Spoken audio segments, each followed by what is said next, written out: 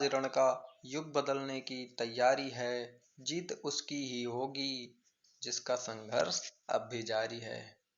तो दोस्तों, स्वागत है आप सबका हमारे YouTube चैनल ऋषि ऑनलाइन सेवा में।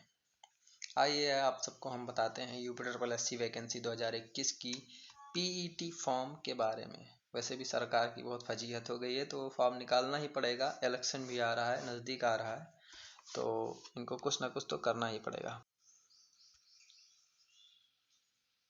तो आइए हम देर ना करते हुए सीधा नोटिफिकेशन पर पहुंचते हैं। सबसे पहले हम आपको बताना चाहेंगे रजिस्ट्रेशन का शुरुआत कब हुआ है और अंतिम तिथि क्या है। स्टार्ट डेट और लास्ट डेट क्या है इसकी। ऑनलाइन आवेदन स्टार्ट होने की जो तिथि है 25/5/2021, यानी ये 25 मई से ही फॉर्म भरा जा रहा है और 25 मई से ही इसका ऑनलाइन जमा किया जा रहा है शुल्क। जैसा कि आप लोग देख सकते हैं, इसमें 25 तारीख से ही स्टार्ट हो चुका है। 25 तारीख से इसका फॉर्म भरा जा रहा है और इसकी लास्ट डेट जो है वो फॉर्म सबमिट करने की या रजिस्ट्रेशन सबमिट करने की आपकी 21 तारीख है और संशोधन के लिए आपको 28/6/2021 यानी एक दिन दिया गया है। उसके अंदर आपको यानी 26, 27, 28, 25, 26, 27, 28 यानी कि आपको 4 दिन एक्स्ट्रा दिए जाएंगे। उसमें अगर आपकी कोई गलती हो गई है तो कुछ फीस लगेंगी, उस फीस को भर के आप पुनः फॉर्म को सही कर सकते हैं।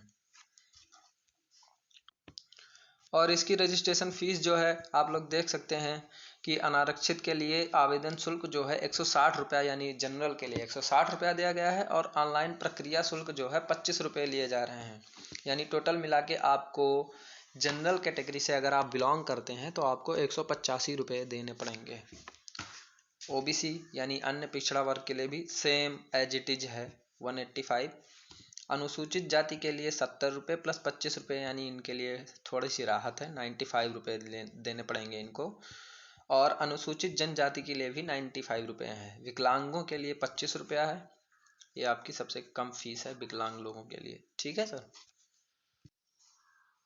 एलिजिबिलिटी आप लोग देख सकते हो कि शैक्षिक अर्हता में आपको परीक्षा कम से कम आपका हाई स्कूल होना चाहिए। यानी अगर आप पीईटी का एग्जाम देना चाहते हो तो कम से कम आप हाई स्कूल पास हो, और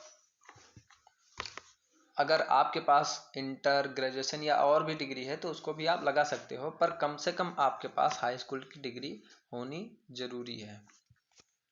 इसलिए क्योंकि जैसे फॉर्म निकलता है कोई, जब UP-SSC का फॉर्म आप डाल दोगे, पीईटी क्वालिफाई कर जाओगे तो आपका फॉर्म आएगा। जूनियर असिस्टेंट का भी फॉर्म आता है, वीडियो का फॉर्म आता है। तो आपका कुछ फॉर्म होते हैं जो हाई स्कूल लेवल पे लिए जाते हैं और कुछ फॉर्म होते हैं जो इंटर लेवल पे लिए जाते हैं। और UP-SSC ने पीईटी इसीलिए रखा है, चलिए मैं आपको भी आगे बताता हूँ, कि लोगों को छांट सके। चलिए अब हम आपको बता दे रहे हैं UP-SSC ये पीईटी एग्जाम करवा क्यों रहा है, यानी प्रारंभिक अहर्ता परीक्षा की अनिवार्यता क्यों हुई उनको। उत्तर प्रदेश अधीनस्थ सेवा चयन आयोग की परिधि में आने वाले विभिन्न विभागों के विभिन्न पदों पर चयन हेतु इच्छुक समस्त अभ्यर्थियों द्वारा प्रारंभिक अहर्ता परीक्षा में प्रतिभाग किया जाना आवश्यक है। यानी कि अगर आप UP-SSC की कोई भी वैकेंसी में फॉर्म अप्लाई करना चाहते हो तो आपके पास पीईटी क्वालिफाइड सर्टिफिकेट होना चाहिए। जैसे टीचर का फॉर्म भरने के लिए यूपी टेट या फिर CTET का फॉर्म होता है या स्टेट के लिए अलग होता है, तो वैसे ही UP-SSC का कोई भी फॉर्म भरने के लिए आपके पास पीईटी का सर्टिफिकेट, क्वालिफाइड सर्टिफिकेट होना चाहिए। ठीक है। और आयोग द्वारा विज्ञापित किए जाने वाले किसी भी पद पर चयन हेतु मुख्य परीक्षा के लिए अभ्यर्थी की श्रेणीवार, लंबवत व क्षैतिज आरक्षण के अनुसार मेरिट वार शॉर्टलिस्टिंग उनके प्रारंभिक अहर्ता परीक्षा के स्कोर के आधार पर की जाएगी। यानी कि आप पीईटी में जितने नंबर पाते हो उसी नंबर पर आपका आने वाली परीक्षाओं, मान लीजिए कि पीईटी में आप क्वालिफाई कर गए और लेखपाल की वैकेंसी आ गई, उसके तहत आपने फॉर्म भरा।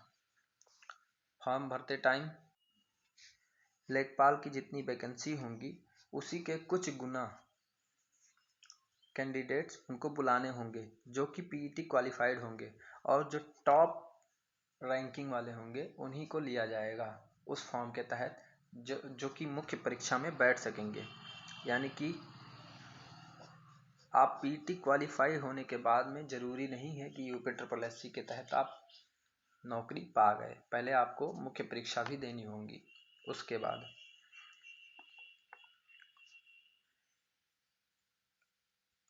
तो उसके द्वारा आयोग द्वारा आयोजित की जाने वाली किसी भी मुख्य परीक्षा में आवेदन नहीं किया जा सकेगा। साथ ही यह भी स्पष्ट किया जाता है कि मात्र प्रारंभिक अर्हता परीक्षा के परिणाम के आधार पर किसी भी पद के सापेक्ष चयन किए जाने हेतु दावा नहीं स्वीकार्य होगा। जैसा कि हमने अभी बताया आपको कि आप पीईटी क्वालिफाई नहीं हैं तो आप फॉर्म भरने का कोई दावा नहीं कर सकते हैं, चाहे लेखपाल का हो, चाहे वीडियो का हो, चाहे जूनियर असिस्टेंट का हो, कोई भी फॉर्म हो आप उसका भरने का दावा नहीं कर सकते हैं। पीईटी का फॉर्म भरने के लिए अगर आप जनरल कैटेगरी से बिलोंग करते हो तो आपकी कम से कम उम्र 18 साल और मैक्सिमम उम्र 40 साल की होनी चाहिए। ओबीसी एसटी एससी वालों को तो उनके पूर्व निर्धारित उम्र सीमा में छूट के अनुसार दिया जाएगा।